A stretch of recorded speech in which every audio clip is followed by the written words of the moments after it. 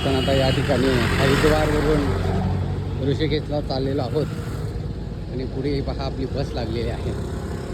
या बसमध्ये आपण आता ऋषिकेशला जाणार आहोत. ही पहा मंडळी आमची सगळी येतात चालत आणि या ठिकाणी आता आपण ऋषिकेशला या बसनं जाणार आहोत. या ठिकाणी आता आपली बस आपण या ठिकाणी इथून हरिद्वारवरून ऋषिकेशला जात आहोत. हे बघा आमचे भरत महाराज हे मंडळी सगळी बसलेली आहे आणि आपण आता या ठिकाणी हरिद्वार ऋषिकेशला जात आहोत आणि ऋषिकेशला जाण्यासाठी ही बस आपल्या समोर आहे. हे मंडळी सगळी या ठिकाणी आलेले आहेत. सर्व बाहेर बस लागलेले असतात. त्या आतमध्ये त्यांना प्रवेश नाही म्हणून त्या बाहेर या ठिकाणी लागलेले असतात. इथून आम्ही ही बस पकडलेली आहे. हे पहा ही बस आहे. या ठिकाणी आता आपण हरिद्वारवरून ऋषिकेशला जात आहोत. ती सर्व मंडळी या ठिकाणी पहा भैरवा या ठिकाणी सर्व बसलेले आहेत. ही मंडळी येतो तुमच्याकडे. या ठिकाणी बघा ही सर्व मंडळी आमची आहे आणि या ठिकाणी सर्व आता मी ऋषिकेशला जाणार आहोत. ऋषिकेशला या ठिकाणी इकडे बघा ऋषिकेशला आता आपण या ठिकाणी निघालेलो आहोत.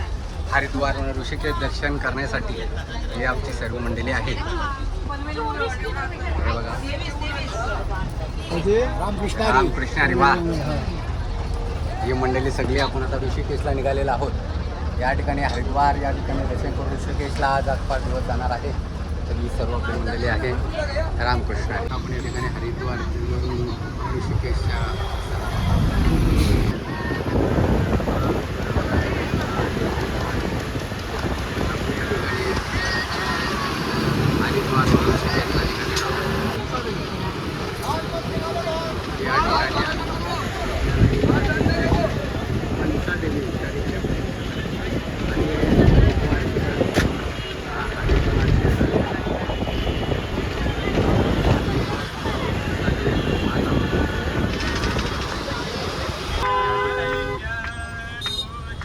ऋषिकेश 23 किलोमीटर आहे आणि 23 किलोमीटर आपण या ठिकाणी हरिद्वारवर निघालेलो आहोत.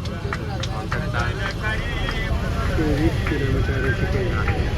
देहरादून इथून या ठिकाणी 51 किलोमीटर, बद्रीनाथ 318 किलोमीटर आहे. आपण या ठिकाणी हरिद्वारवरून ऋषिकेश 23 किलोमीटर आहे आणि बद्रीनाथ 318 किलोमीटर आहे. आपण या ठिकाणी आता या ठिकाणी निघालेलो आहोत.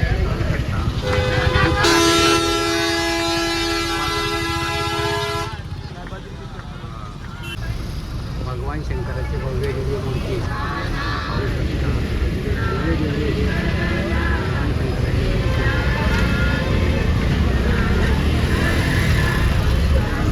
बाय शंकराची मूर्ती वा शंकर वा शंकराची मूर्ती वा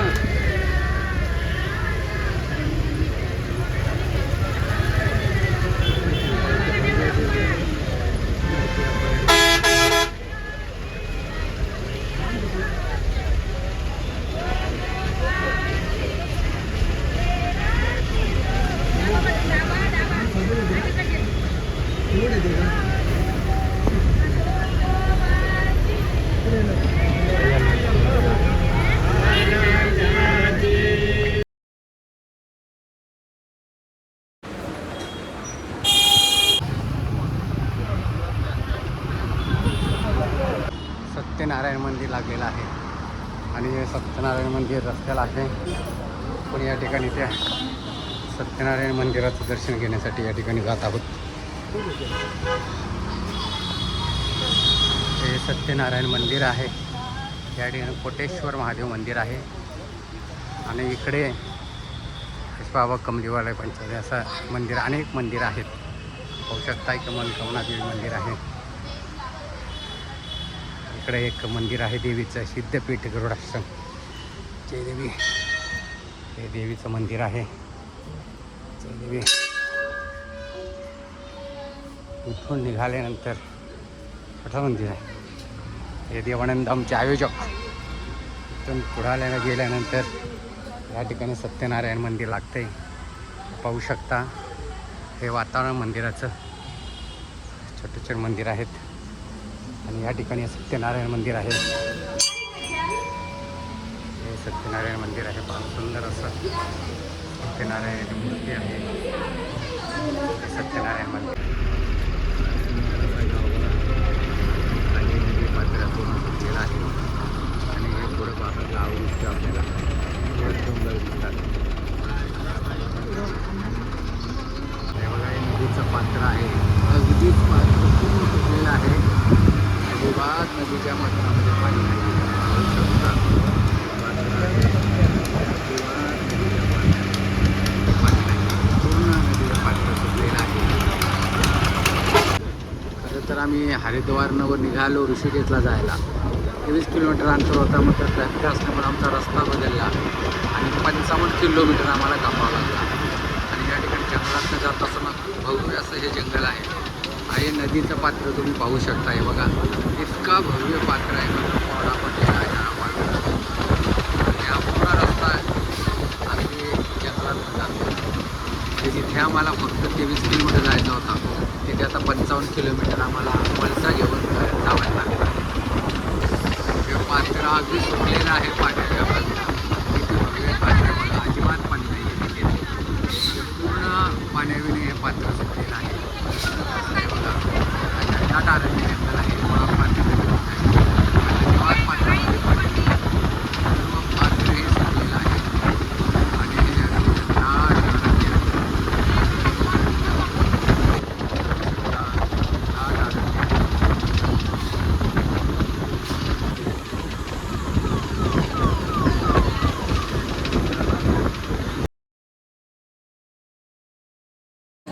आपण आता ऋषिकेशला येऊन पोचलेलो आहोत आणि ऋषिकेशमध्ये आल्यानंतर पहिले गंगेचं दर्शन आहे. पहा, हे गंगा दर्शन आहे. राफ्टिंग चालू आहे. पाहू शकता ही राफ्टिंग चालू आहे इथे. आणि हे आमचे गाईड आहेत. आम्हाला आता मार्गदर्शन करणार आहेत. ही गंगा नदी आहे. ऋषिकेशमध्ये येऊन आम्ही पोचलेलो आहोत. पहा, आणि ही गंगा गोमुखवरून या ठिकाणी इथे येते आणि ऋषिकेशवरून या ठिकाणी हरिद्वारला या ठिकाणी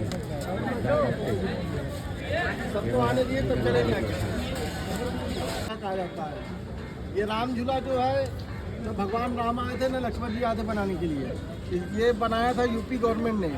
पहले ये उत्तराखंड जो यूपी में पड़ता था, फिर सन 2000 में इसको अलग कर दिया गया. तो यूपी के यहाँ पे ये 1986 का बना हुआ है. यूपी गवर्नमेंट ने बनाया था. इसे बनाने का जो लागत लगा था वो था 1 करोड़ 2 लाख रुपये. आता समोर इथं राम झुला आहे आणि हे राम झुला यूपी गव्हर्नमेंटने बनवलेला आहे. हा झुला आहे.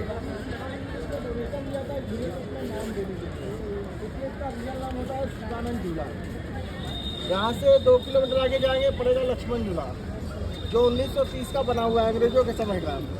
लेकिन इसको राम झूला लक्ष्मण झूला क्यों कहा जाता है?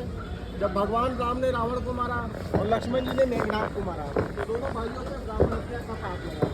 जैसे गाय को मारने पे गौ हत्या लगती है, वैसे ब्राह्मण को मारने पे ब्रह्म हत्या लगती है. तो रावण जो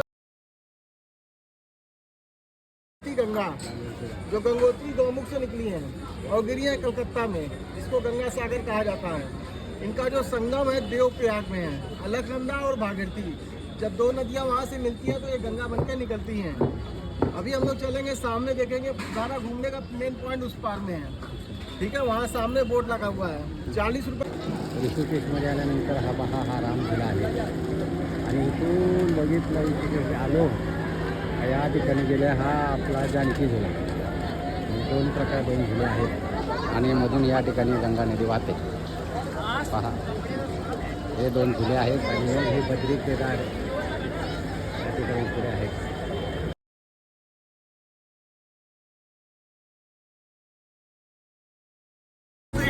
या ठिकाणी आपण आता बोटमध्ये बसलेलो आहोत. सर्व मंडळी आहे. बघा, आम्ही चाललो. हां, आणि आता बोट आपल्या पुढे जात आहे.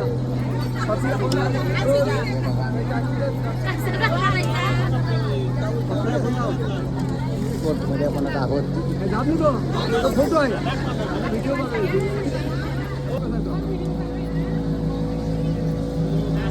बोटमध्ये आपण आता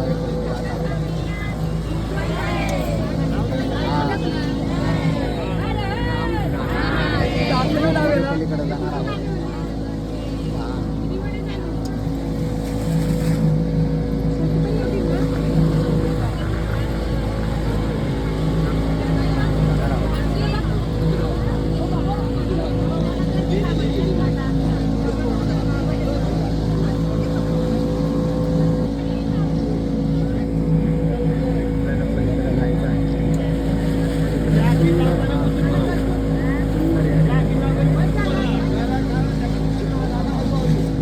या ठिकाणी पहा, हा उत्तराखंड सह्याद्रीचा देवभूमी असणारा रामझुला आहे आणि या रामझुल्यावर आपण आता जात आहोत.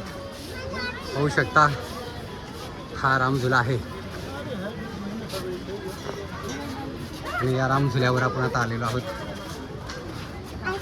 आणि या रामझुल्याने सुंदर असा हा नजारा आहे. ही गंगा नदी आहे आणि हा रामझुला आहे.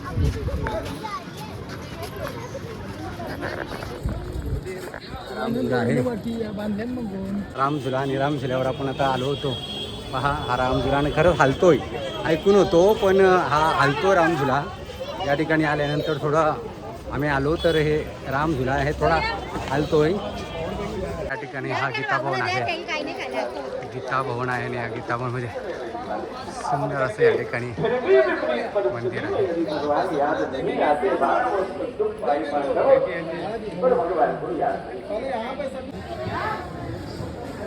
ठिकाणी हा विष्णू भवन आहे. सुंदर असा वेगळा भगवान या ठिकाणी भगवान कृष्ण जेवढ्या लीला या ठिकाणी आहे. भगवान को याद कर ले, उनकी याद जीवन.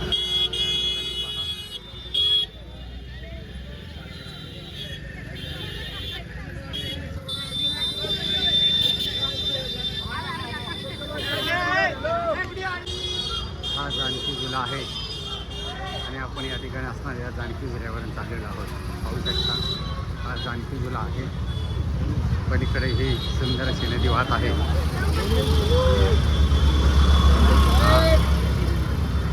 जानकी झुला आणि या जानकी झुल्यावरनं हे बघा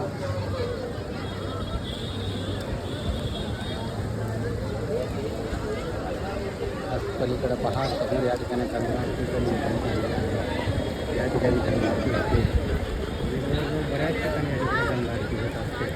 आपण पाहू शकता आज पाणी खूप निचल आहे. 2 दिवस पाणी थोडासा कमी होता, मात्र आज या ठिकाणी पाणी खूप निचल आहे. पाण्याचा बहावही खूप तेज आहे. पाहू शकता या ठिकाणी. आणि आता बऱ्याच ठिकाणी गंगाआरतीला सुरुवात होईल. गंगा आरती या ठिकाणी होणार आहे. मी तुम्हाला इतरही गंगा आरती दाखवतोय. आज सोमवती अमावस्या आहे आणि सोमवती अमावस्याला या ठिकाणी खूप अशी गर्दी झाली होती. पहा पलीकडे पण आता गंगा आरती होणार आहे. या ठिकाणी पलीकडे आपण बघितलं तर पलीकडेही गंगा आरतीचं नियोजन आता चाललेलं आहे. या ठिकाणी गंगा आरती आपल्या पलीकडे आहे.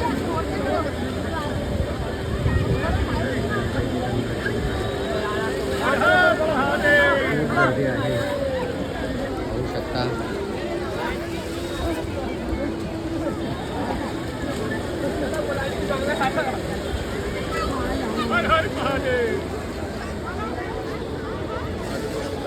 खूप असं गर्दी आहे आणि या ठिकाणी आज सोमवती अमावस्या असल्यामुळं सकाळपासून अगदी 4 वाजल्यापासून एवढी गर्दी, खूपच गर्दी आपण या ठिकाणी पाहतोय.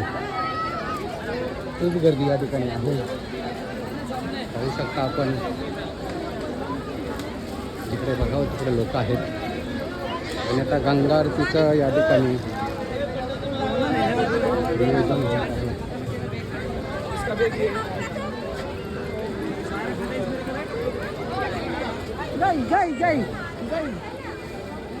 गर्दी या ठिकाणी आहे.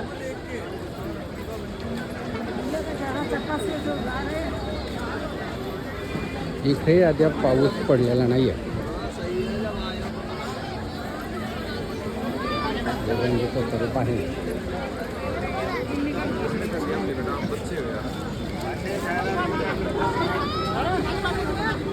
या ठिकाणी पण तिकडे पहाडकडे लोकच आहेत. आज सोमवती अमावस्या आहे आणि हरिद्वारमध्ये सकाळपासून आज इथे खूप गर्दी आहे. आता संध्याकाळी 7:45 वाजलेले आहेत आणि 7:45 आपण पाहू शकता किती गर्दी आहे. गंगा नदी आणि आता 7:45 आरती चालू होईल. जवळजवळ अनेक ठिकाणी या ठिकाणी गंगा आरती चालू होते. पलीकडे बघितलं तर आपण या ठिकाणी पण गंगा आरतीचं नियोजन चाललं आहे. इथे गंगा आरती होते. अनेक ठिकाणी या ठिकाणी गंगा आरती होत असते पाहू शकता. त्या ब्रिजवरून बघितलं तर या ठिकाणी आपल्याला चंडी देवी दिसते. चंडी देवीचं मंदिर आहे. हे चंडी देवीचं मंदिर आहे आणि इथून आपण हे मनसा देवीचं मंदिर आहे. म्हणजे या ब्रिजवरून आपल्या दोन्ही मंदिर दिसतात. हे मनसा देवी आहे आणि इथून परत इकडे जर आपण या ब्रिजवरून बघितलं तर या ठिकाणी ही चंडी देवी आहे आणि या ठिकाणी ही आपली नदी आहे, गंगा नदी आहे. या ठिकाणी आपण गंगेचा प्रवाह पाहू शकता. तेज आहे आणि हा खूप प्रवाह तेज आहे. पाणी भरपूर आहे. पलीकडे पहा या ठिकाणी गंगा आरती चालू आहे आणि खूप चांगला पलीकडेही गंगा आरती चालू आहे. या पलीकडेही या ठिकाणी गंगा आरती चाललेली आहे. प्रत्येक घाटावर गंगा आरती चालू आहे. आपण पाहू शकता पलीकडेही गंगा आरती या ठिकाणी चालू आहे. आणि थोडा पुढे गेल्यावर या ठिकाणी गंगा आरती चालू आहे आणि या ठिकाणी इकडेही गंगा आरती तिकडे बघायला इकडेही गंगा आरती चालू आहे. म्हणजे 7:45 वाजल्यावर सर्व ठिकाणी गंगा आरती चालू होत असतात हरिद्वारमध्ये.